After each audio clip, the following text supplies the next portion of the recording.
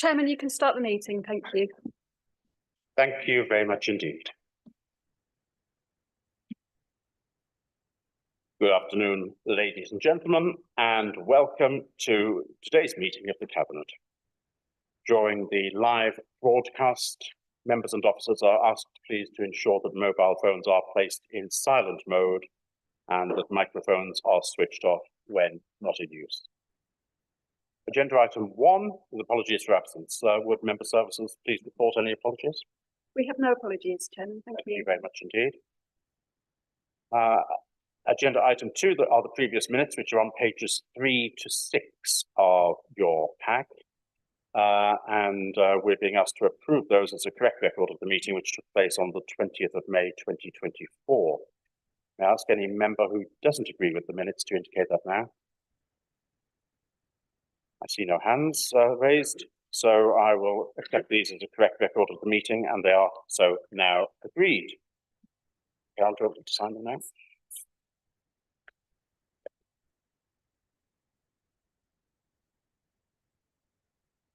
Thank you very much. By the way, and officers can correct me on this, but I believe there was a second production of the public and private members pack with slightly different page numbers. I'll be referring to the new page numbers in everything I say. If anyone gets confused and is difficult to see, please let me know so that we can make sure that literally everyone ends up being on the same page. Thank you. Right, agenda item 3 are urgent items. There aren't any urgent items for consideration today. Agenda item 4 is to receive any declarations of interest under the local code of conduct or any interest under the code of conduct on planning matters in respect of any items to be discussed at this meeting. If anyone has anything to declare, would you please inform the meeting now? No hands are raised. Thank you. If anything does occur to someone during the course of the meeting that they do have an interest, would you please ensure that that's declared immediately? Thank you. Agenda item 5 is the Council Revenue and Capital Outturn Report for 2023-24, which is to be found on pages 7 to 16 of your pack. The outturn is the list of income and expenditure for the year, which has been produced, and also gives reasons for variations. I'll present it really briefly because the report is there and it speaks for itself, produced as ever professionally and very clearly by our finance team, to whom I give a great deal of thanks. The overall position at the end of the year was, provisionally that is, subject to audit, that there was a deficit at the end of the year of £212,000. But that was an improvement on the revenue balance of £336,000 compared with the projected deficit given to us in February. That deficit will be funded through the Budget Equalisation Reserve. The Budget Equalisation Reserve, as members will recall, was set up 5 years ago, and it was set up deliberately to smooth out overspends and underspends that we have each year. And the idea is that in years that we have an underspend on budget, we're able to save that money up for future years, so that where we have an overspend on budget, we're able to utilise that money without going into the general reserve, which stays at £2 million. For the first 4 years of production of accounts, we had money paid into the Budget Equalisation Reserve, taking that reserve up to £1.867 million. So this year is the first year, subject to these provisional figures being agreed, that we will actually utilise that Budget Equalisation Reserve in the other direction, and that will take that reserve down to £1.654 million, which is still a very substantial sum indeed.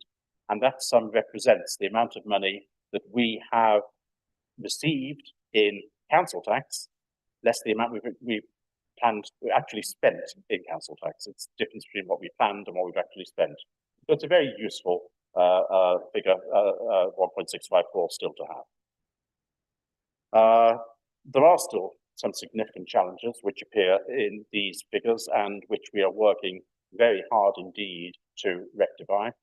In some cases, rectification will take place significantly this year and into next. In other cases, it may be more medium term before we see the benefit of the changes. A lot of work has been put in by officers and members, but particularly by officers, in trying to reduce the what is now effectively £1 million a year loss in homeless housing benefit subsidy. And a lot of work has been put in and continues to be put in on that. Some of that will come to fruition this year, some will come into fruition next year. But when we do eliminate that, there will be some cost to us in terms of the elimination. But the net overall position will be very substantial indeed once the programs that we've got in place at the moment actually come into existence. We have an accommodation review taking place at the moment, which is primarily to do with cost avoidance, which will manage to be quite a considerable variance in the medium-term financial strategy. And we also have to look at operational losses of various things that we do, particularly in the port of Wisbech and the associated harbour costs that we have there. And we will need to address that, but that's going to be a longer-term process than will be the case with the housing benefit subsidy.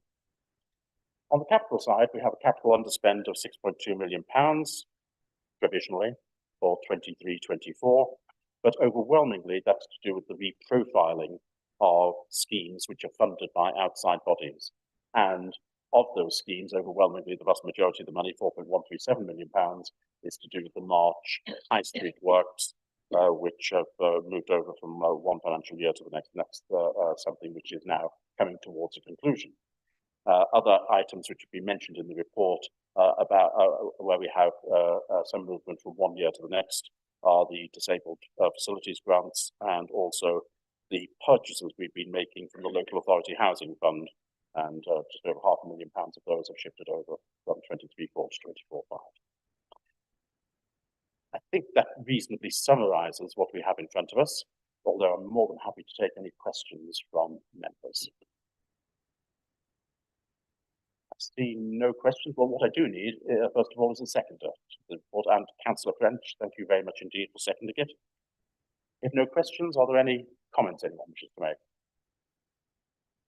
No? Then I will go immediately to the vote on that. Those in... Oh, sorry. Yeah, sorry, Leader.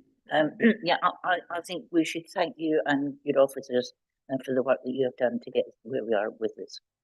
Well done. That's very kind of you, Jan, but I have to say the vast majority of the work has been done by officers rather than by me. Right, so move to the vote. Those in favour, please show. Those against? That's agreed. Thank you very much. We can move on now to agenda item 6, which is the investment board update and the review of the commercial and investment strategy, which is to be found on pages 17 to 26. And this is an update since the last report, which was dated August 2023, which was considered by us in September last year. Before we start, may I just ask for someone to second this? Councillor Benny, thank you very much indeed. Just a brief summary again of what's contained within it.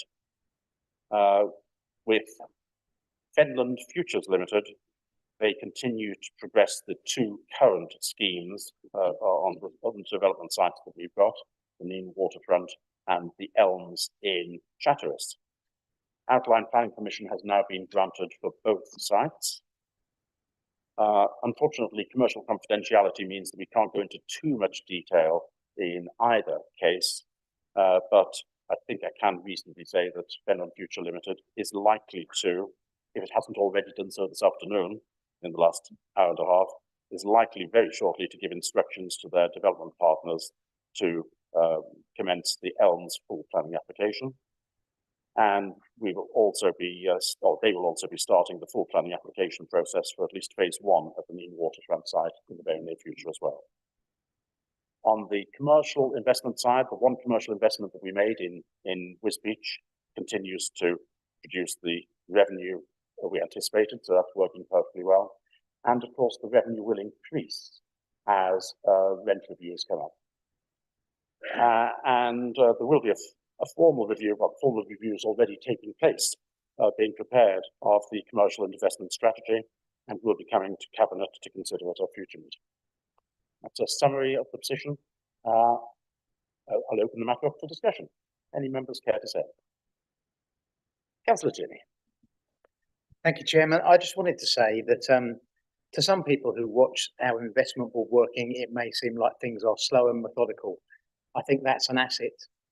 We've seen other councils try and do similar things and get themselves into hot water. And I think the decisions that are being taken here are sensible, are the correct pace and the correct level of risk. And that's what I actually want to see, because that's the way that we should always deal with public money and public investment, which in the end is what this ultimately is. Thank you. I'd like to thank you for those comments, Councillor Tierney. It is the case that some councils, as we know, around the country have significantly overstretched themselves and have ended up in a terrible financial position as a result. One or two have actually made a great success of it, but more than one or two have not. Obviously, most of what I was talking about, most of what FFL is doing at the moment is to do with the development of our own land, which is a slightly different matter. But where it comes to outside commercial investments, we have been very prudent. I'm sorry that we didn't start the process earlier, and it wasn't agreed that we should start the process before I became the leader. But in that time, I think the last time I checked, 72 proposals, suggestions had been given to me. And I ended up having to, in conjunction with officers, having to reject 70 of them because I didn't feel confident enough that they were secure enough for us to use public money on. And of the two which we agreed should move forward, one of them didn't move forward because of the body which was selling the particular development possibility who changed their mind. So we have only ended up with one item in terms of pure outside commercial investment that we've undertaken, and that has worked well. But it's much better in this case to err on the side of caution, and that is what we've done. And the danger is that if we had not been so cautious, we may be having a very different discussion even now, let alone what may be the case in a few years' time if something goes wrong. Any other comments from anyone? There are no further speakers, therefore the recommendations, which are on page 18, ask the Cabinet note this report from the Investment Board and note the ongoing review of the current commercial and investment strategy as determined by the Constitution and delegated to the Section 151 officer for tabling at a future meeting. Is this duly noted? Yes, I see nods and hands from everyone. Thank you very much indeed. Agenda item 7 is the productivity plan, which is on pages 27 to 36 of our agenda papers. Now, members will note that this document must be published on the Fenland District Council website by the 19th of July 2024. I'll present the report in a second. Am I the right person to present this report? Yes. Yeah, good. I'll present this report in a second. May I just have a second, first of all? Councillor Benny again, thank you very much indeed. Right, the previous government decided that it would be a sensible thing to do to ask all local authorities, all principal local authorities, to produce a productivity plan to explain how they would increase and improve their productivity and to make sure that they were following the right lines. Well, following the right lines on productivity certainly wouldn't be a matter of copying what central government does. But nevertheless, that was a legal requirement upon us, and we are intending to fulfill that legal requirement. At my request, officers have kept this to an absolute minimum. I think it's only 6 pages of text, which is excellent, and a lot of that text was copied from other things that we've done as well. And I think that officers have devoted an appropriate amount of time to this particular process. As part of the process, it does need to be approved by the council, by cabinet at least, so that it can be published and sent off to government to do with it whatever they wish. I'm happy for anyone else to say anything they wish to say. Nothing? Good, thank you very much indeed. So the proposal is that the recommendations on page 27 and asks Cabinet to approve the FDC productivity plan. Those in favour, please show. And that's agreed unanimously. Thank you very much indeed. Agenda item 8, and this one I hope won't be me, although I am one of the people responsible, is the DEFRA Capital Funding Food Waste Vehicle Purchase paper, which is on pages 37 to 40 of the agenda. I don't want people to fight over who's going to be putting this forward. I know it is strategic, but I also know it's actually practical and immediate in that it's what is being done now. So unless either of you think otherwise, and you can put it forward jointly if you wish, But I'd suggest Councillor Murphy might be the appropriate person unless you object strenuously, Councillor Tierney. Councillor Murphy. Thank you, Chairman. You'll recall me talking about on occasions about food waste over the last 2 years and how difficult DEFRA had made it for the Cambridgeshire authorities. It didn't look like we were able to provide the service alongside the rest of the country. As late as February this year, we were still unsure if DEFRA was going to fund our food waste service for Fenland. I am pleased to say that with the support from Steve Barclay and by working closely with our RECAP partners, we were able to convince DEFRA that we should be funded to commence the food waste service with the rest of the country in 18 months' time. As a result, Cambridgeshire is now able to access millions of pounds worth of capital funding, with Fenland receiving more than £1 million following a successful appeal. We understand that revenue funding from DEFRA will also follow for both the transition of services and to cover reasonable running costs each year. The report is to approve the procurement of the required vehicles. There is an urgency in order these vehicles because the number of other authorities also needing to secure similar vehicles at the same time. It would be noted that the Cabinet have already formally accepted the funding from DEFRA as a previous meeting and this has now been received. Our environmental services team have looked at other authorities and using logistics software have established the most efficient vehicle type to complete the weekly food waste service given Fenland's unique nature. Whilst £1 million of funding for the new service is good, Cabinet does need to be aware that it is too soon to tell if this funding will be sufficient. We will continue to work with others to raise the issue with DEFRA. As this report says, Councillor Tierney and I will bring a range of reports for members' approval as we make necessary changes to Fenland's waste strategy and service standards to accommodate the food waste service. There will be 4 recommendations for you to see. 3.1. Members note that following a successful appeal, DEFRA's capital funding has improved to £1,061,991, an increase of £235,176 on the initial amount. 2. To agree that the Council is committed to the procurement of appropriate vehicles in a timely fashion to allow for the commencement of weekly domestic food waste collections from April 2026. 3. Agree delegations to the corporate director and Section 151 officer in consultation with the finance portfolio holder for the authorisation to secure through appropriate procurement the vehicles required to complete the weekly food waste collections.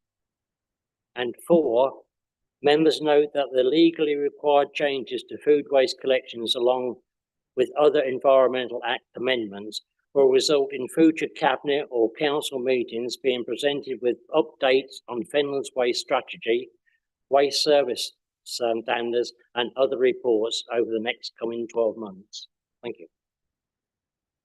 Thank you very much indeed, Bruce. Councillor Tierney, would you care formally to second? Yes, please. Thank you very much indeed.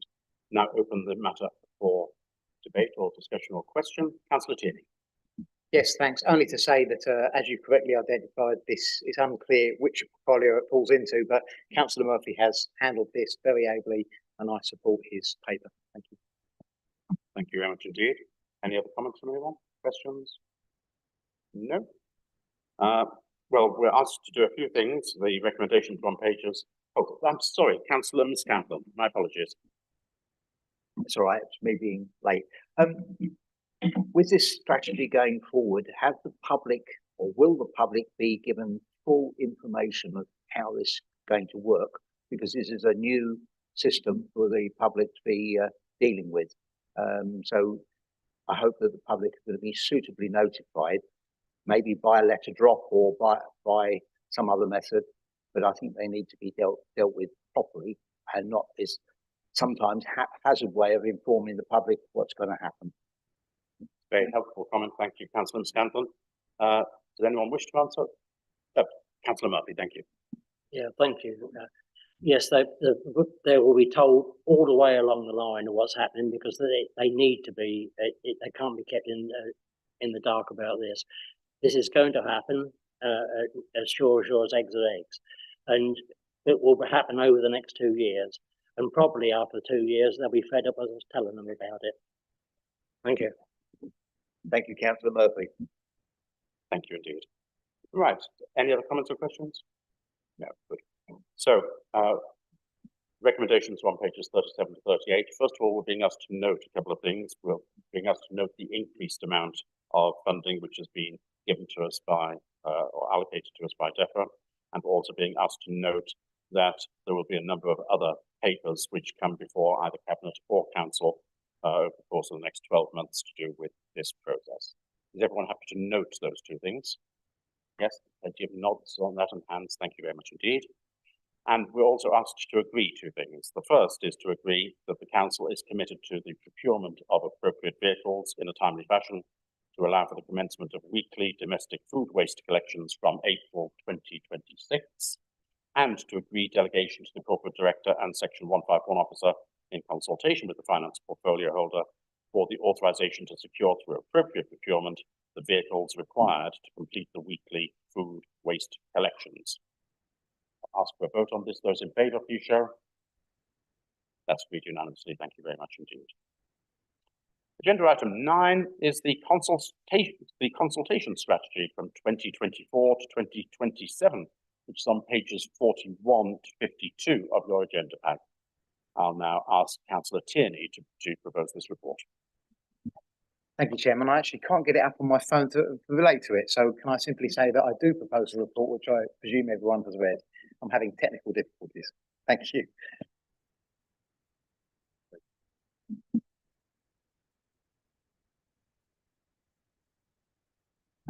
Consider it proposed, Chairman. Thank you, Councillor Tierney. May I have a seconder? Seconded by Councillor Seaton. Thank you very much. Any comments from anyone? Questions? Well, I'll say that I'm pleased about this report. It shows a light touch as far as consultation, where it's appropriate to have a light touch. There is a legal requirement for so much consultation that I think sometimes it's quite counterproductive.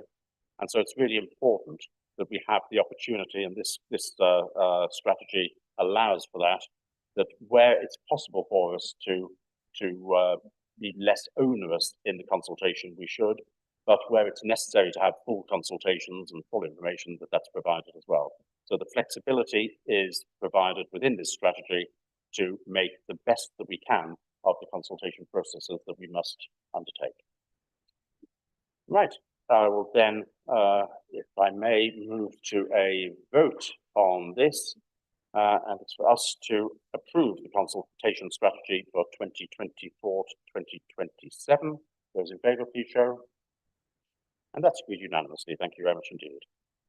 Agenda item 10 is a report for to do with the appointment to outside bodies, which is on pages, or was on pages 53 to 62 of the public agenda pack. There have been some changes which have been made to this, and as a result, a new appendix A, has been tabled, and all of you should have seen that with various changes which have been included. And I do have some additional changes on top of those as well, corrections to propose. I should just ask for a second first before I move forwards. Councillor, Mrs. French, thank you very much indeed. The changes to what has been tabled in front of you are for the Cambridgeshire Health and Wellbeing Board and the District Lead Members Group. The person who is and has been the substantive nominee is Councillor Nawaz rather than Councillor Walworth. And on the final page, I believe, last of one page, the On the Combined Authority Environment and Sustainable Communities Committee, the substantive nominee is Councillor Tierney and the substitute is Councillor Laws. So those are two amendments, if that's acceptable to members, for those to be, Councillor Mrs. French. Yes, I know, I don't know what page because they're not numbered. Fenland Twinning Association, has that folded now? My understanding is that that no longer meets and it no longer operates. If it ever does get started again, whether with the existing training arrangements or others, and who knows, I've thought about that a few times. I've thought of a few exotic places to go to have training arrangements with. But if it ever does start again, then of course we will set up a training association again and we'll have members appointed to it. But as it's no longer meeting and no longer active, it was deemed inappropriate to continue to appoint people for something which isn't operating. Yeah, if I may come back, yeah, I can understand why you've done it, but it is a shame because this has been a twinning association for a long time, and it goes back to Jim Hawking, whose plane went down over March during the war. Councillor Scandal. Thank you very much, Chairman. I can give a brief insight into this. When I was the chairman here at Fenland, the association attempted to find more members. They were very unsuccessful, and the principal people within the organisation were in ill health and felt that they couldn't continue, which was unfortunate because it was quite a good association, but they did have great difficulties in finding people to substitute or stand in for them, and that was the reason behind their demise. Thank you. Councillor Tierney. I just out of interest, I think a lot of places are struggling to keep their twinning organisations going. And I think it all feels a bit 1980s now.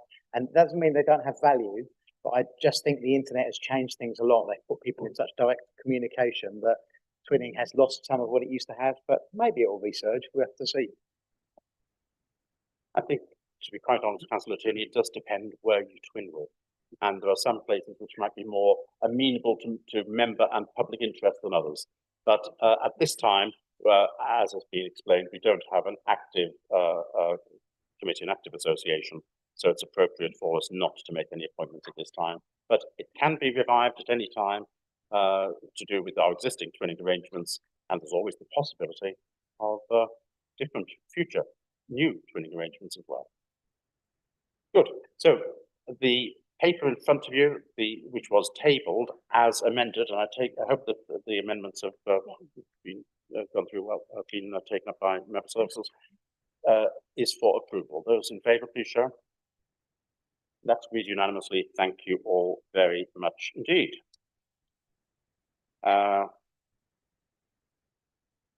We now move on. I think we've agreed all those names, so we don't need to get any further agreement. We move on to agenda item 11, which is the Wisbech High Street update, which is on pages 63 to 66 of your agenda pack. And I'll now ask Councillor Seaton to propose the report. Thank you, Chairman. It is presently expected to complete on, this is 24 High Street, somewhat later than the original date. Any delay costs FDC money, so understandably the project team is assessing any delay or additional cost and negotiating with the contractor regarding these issues. There is a small improvement on the forecast final account figure since June. The main changes are that the reduction of the value of tender versus construction drawing pricing. ETEC had reduced their claim from 148,000 to 93,000. And we are still chasing further reductions and have not accepted the 93,000 and expect this to reduce. Loss and expense in association with the extension of time request of 26,000 has been withdrawn by ETEC. No further action and no cost to FDC.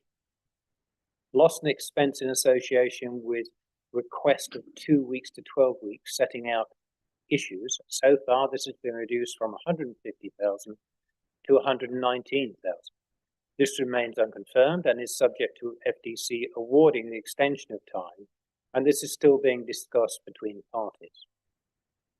Added in loss and expense in association with the EOT3, 6 weeks, tender versus construction drawings. As per item 1, the project team continues to assess further reductions in the value of additional works. This should also decrease the delay and any cost to FDC. The ground floor slab extension works, ETAC had added costs. Queries were raised with ETAC at read their pricing and we are awaiting a response. Change of supplier of brick arches, ETAC has added costs. Queries have been raised with ETAC, read their pricing, and we are awaiting response. As far as 1112 High Street, Wisbech, there are ongoing discussions at the moment. We're still waiting an outcome from the various reports that are due to come before us. And as soon as they do come, then I will report back to the Cabinet. And this report is for note, Chairman. Thank you. Thank you very much indeed, Councillor Seaton. Just have a second to that report. Councillor French, thank you very much indeed. The item is now open for discussion. Does anyone have any comment, question to make? No? No. Well, thank you very much indeed, Councillor Seaton. May I ask members to, if they duly note that report? Those in favour, please show. That is duly noted. Thank you very much indeed. Agenda item 12, which is on pages 67 to 68 of the pack, is the draft 6-month forward plan. Are there any questions or comments about that?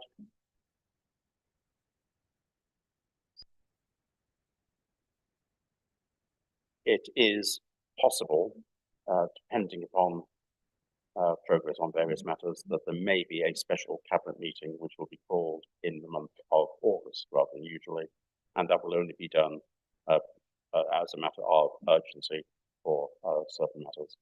But I just wanted to mention that there is that distinct possibility that will happen. Right. So the plan is noted for information. Thank you. Agenda item 13, there are no items deemed urgent. And in agenda item 14, just 1 second, please.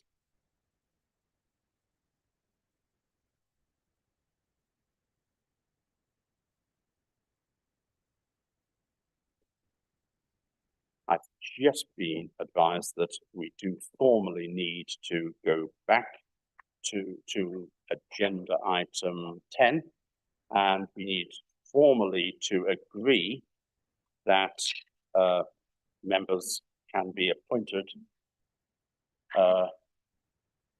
as mentioned listed in the report which was tabled before you as representatives from FDC on outside bodies. So those in favour of that list, please do show. That's agreed unanimously. Thank you very much indeed. Thank you, Carol. Right, on agenda item 14, which is to do with a plot of land in as listed on pages 69 to 104 of the confidential agenda pack. It's to do with a land lease renewal. Now, this item, which does concern a plot of land in Wisbech, this hasn't been published on the public agenda on the basis that it should be exempt from publication and public debate. And on that basis, it's necessary to consider whether to move to exempt session and to exclude the press and public for this part of the debate. The basis for the exemption is paragraph 3 of Schedule 12A of the Local Government Act 1972, and paragraph 3 protects against the disclosure of information of a commercially sensitive nature relating to the financial and business affairs of Fenland District Council and third-party organisations. In this instance, the report relates to Fenland District Council's negotiation strategy in relation to the piece of land in question. The public interest test has been applied, and given the nature of the content and the stage we are currently at in the negotiation process, it's considered that on this occasion, the balance lies in favour of the exemption. If anyone disagrees with that, would they indicate that now? Then I will just put it to members of the cabinet that we should now move to exempt session as has just been mentioned. Those in favour, please show. That's agreed unanimously. Thank you. Member services, would you now please make the necessary arrangements to sever the link to YouTube, enabling us to continue the meeting in exempt session? Thank you.